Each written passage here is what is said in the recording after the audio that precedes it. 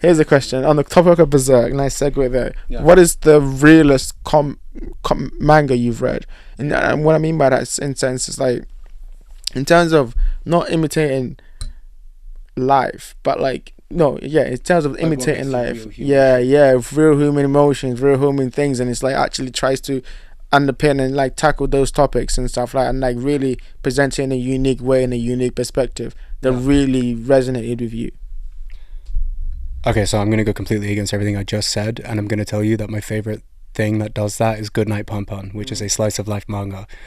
However, it's weirdly fantastical in its own way, isn't it? Yes, literally. Which is the strange thing because of about the it. perspective it presents the character. But there's no magic. But that's what I love about it, is that like it's what warps reality in Goodnight, Punpun is Punpun himself. Yeah. Like it's like that's where the warping of reality comes from. But yeah, I think that by far is the most raw and real depiction of human beings. Talk to me about Goodnight Punpun. Talk to me about what you learned from that too. God, it's like my fucking dissertation again. Yeah, Goodnight, but dude, like to me, Goodnight Punpun is essentially, at its core, there's a lot of things it wants to talk about, but at its core, it's a story of the desperate human desire to connect to each other and just the inability to do so as well. How we hold ourselves back. Because ultimately, what I have grown to really go back to about Goodnight Punpun is that so many of his problems could have been avoided had he asked for help. But he didn't, because he didn't think he could. Like so many of us, and that's really sad.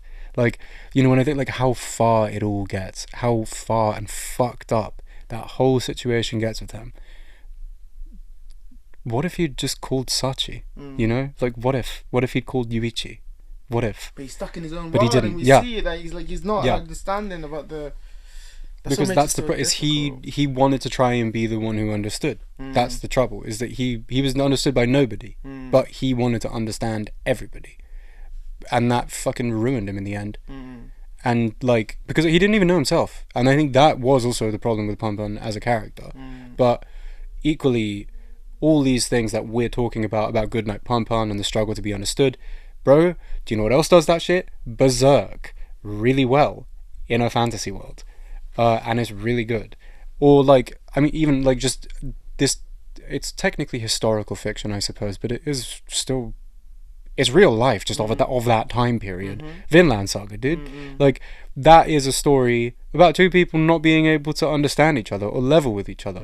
Mostly because Thorfinn didn't want to, but that was his own fault, and look at where that got him. What I really like about Vinland Saga is that it goes kind of beyond its own need to display how far that actually pushes someone and how fucked up it can make their life. Like, Thorfinn completely destroyed his whole life in seconds as a child, and you know, he was not at all concerned with what that actually meant until he had to live the rest of his life without Askeladd.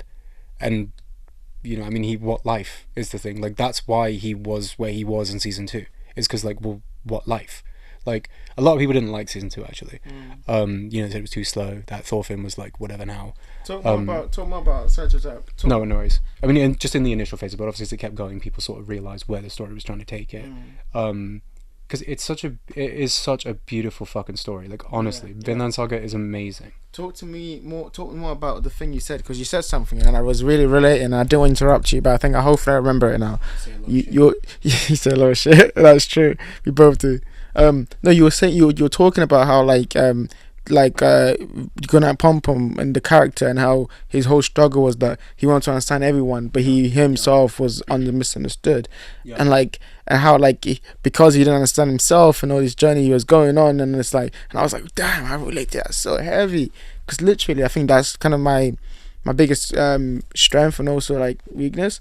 Like, I'm curious about everything. I want to understand people. I really want to know, but sometimes I think that's from a need of you thinking that you may be understood, you know, and finding that balance and finding yourself in that, especially when you're someone who can do a lot of do stuff. I think like you have that same problem. Like the idea of your own perception, understanding that, and understanding your identity is the first stage of actually fulfilling that identity.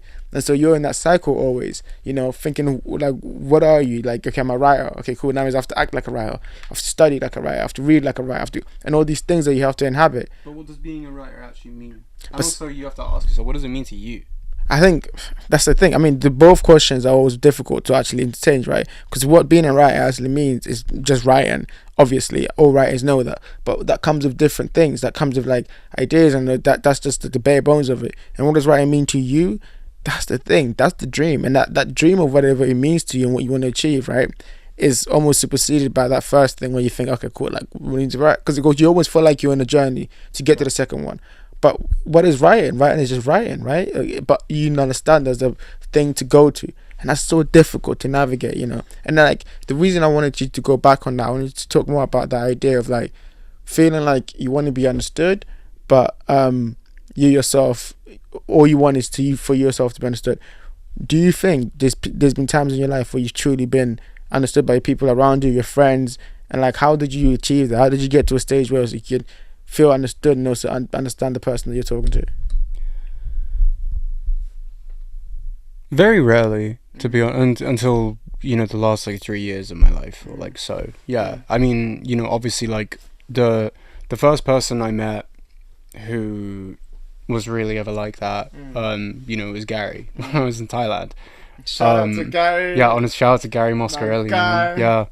Yeah. Actually, tickets for Rave for the Rainforest in September, I believe, are either still live or are going live soon. Okay. People should buy those. Yeah. This is a public call out. Buy tickets to Rave to the Rainforest. Rave for the Rainforest. I'm gonna be there. So yeah, I'm just saying. I'm gonna be there. We're gonna be there. Yeah, exactly. Exactly. If you want to see me, yeah. In Ireland. Yeah. God. Yeah. Oh, yeah. It's an island as well. I can't remember where, but it's in Ireland somewhere. You didn't say it was an island. It's in Cork, I think. Yeah. Yeah. But you know, if anybody does rock up and they just want to beat me to death with a blunt object, well, you know. Thank you. I think I'll be there, so I'll hope. A B. Yeah. He'll help you swing. He'll help you swing. Yeah, exactly. Yeah. He'll hold my head still. Just one clean swing, that'll take care of it all. But yeah, Gary, shout out Gary. Gary's a G, man. Yeah. So you're saying it's rare, but you find it.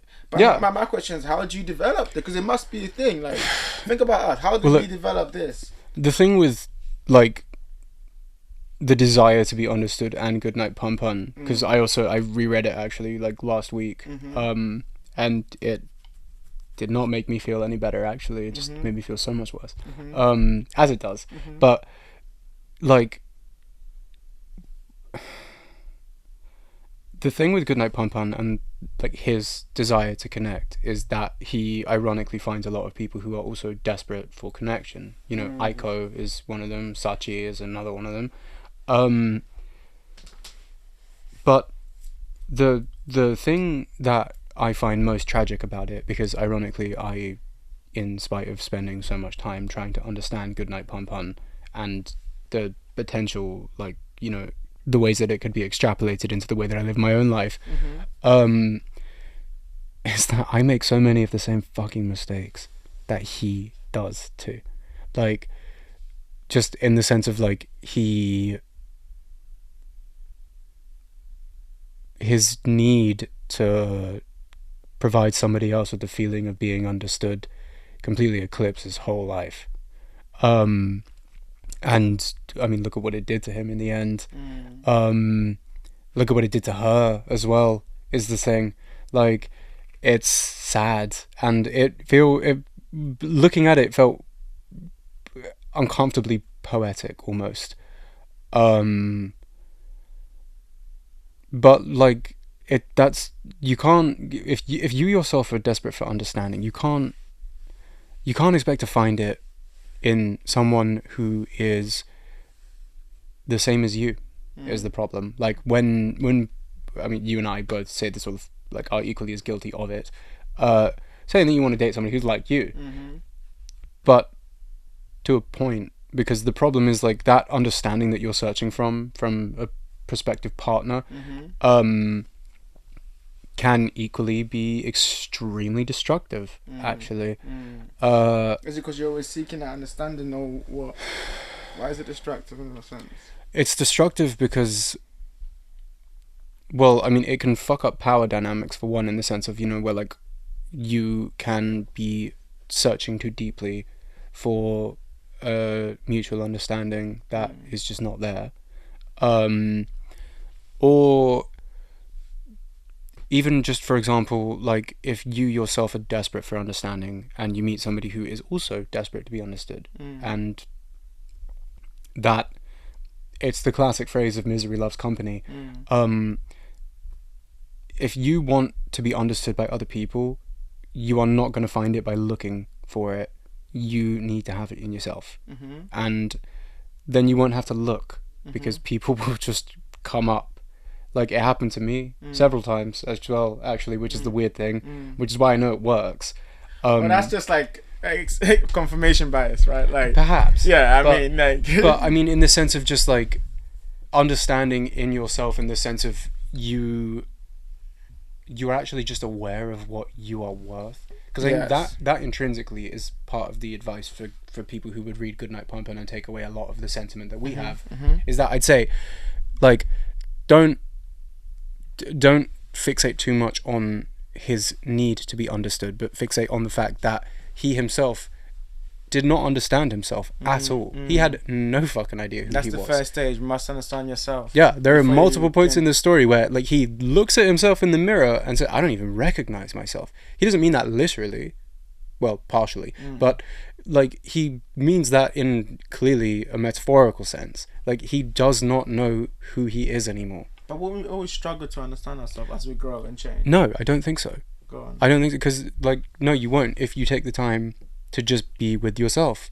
Like, when I say that, I mean, like, literally stripping yourself of, like, if you go on, like, random, like, dates or whatever, stop doing any of that. Stop doing anything like that at all. Hang out with people who, like, know you really well, and truly have your best interests at heart, truly. And, bro, just take time to be by yourself, because then you will understand yourself more. Like, start taking note of, like, oh, how do I actually think about things? And also, why do I think these things about these things? Do I feel that strongly about them at all? Like, because if you don't, well, I mean, whatever, but maybe there's something you do care about, right? But you won't know if all you ever do is look for other people to understand you. You have to do that yourself first. And then if you start doing stuff that you like, for example, like, I've recently discovered I enjoy painting. I might do a painting course. Who knows? I mean, maybe not. You should do a painting course. I probably should, yeah. Why not? Yeah, okay, well, yeah, why not? Yeah. Like, yeah, okay, fine. Maybe I'll do a painting course. Yeah. Like, because, I'll meet people who might also enjoy painting. Yeah. I don't know why they'd pay to be in a class otherwise, but maybe they're just trying it out like me. I don't know. You never know, But you're not going to meet people if you're not actually being true to yourself. Like, that's essentially what understanding boils down to, is just, bro, be true to yourself and try and seek other people who are true to themselves. Like, because also it can be a trap in the sense of you can have what you feel is a pretty good grasp of yourself and encounter somebody who perhaps doesn't as much that that you think, at least, or that is, you recognize that their need for understanding in the same way that you also need it. But you also have to be able to recognize it in yourself. Like, is this person going to contribute towards, like, am I going to give too much of myself to this person? Here's a question. If that makes any sense. It makes perfect sense. Am I going to lose the understanding of myself I've developed in trying to help this person understand themselves? Yes. Here's a question I have on the back of that also then. I feel like what you're describing is the element of love, like an element of, like, getting into relationships. So how do you balance that? Understanding what you just said, but also, like, the fact that we can't live without love. Like, we need love in order to survive. Like, we need to be able to develop these things in ourselves. But always comes with so much pain. So how do you balance those two things?